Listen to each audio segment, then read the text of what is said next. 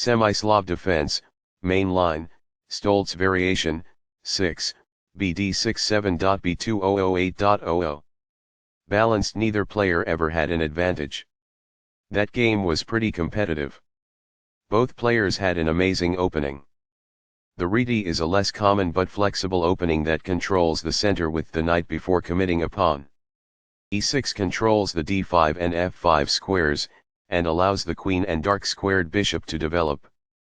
When c4 moves into the center, it takes over control of the d5 square and gets ready to advance the knight behind the c-pawn. This makes winning a pawn a possibility. The central square, d4, controls the e5 and c5 squares. This develops a knight from its starting square, activating it. And c3 develops the knight, attacks the d5 pawn and controls the e4 square. When c6 is played, the d5 pawn is supported and the queen can grow on the queen side. e3 defends the d4 and c4 pawns at the cost of blocking the dark squared bishop. And bd7 develops the knight toward the center and fights for control of e5. qc2 develops the queen and controls the e4 square. By doing this, a bishop moves out of its beginning square and into the action.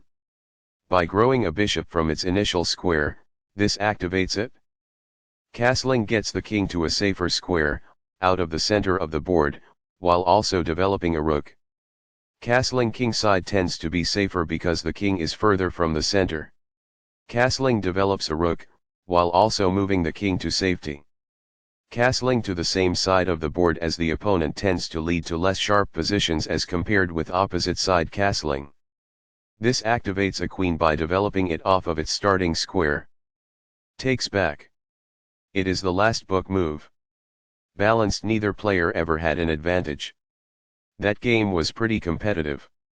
Both players had an amazing opening.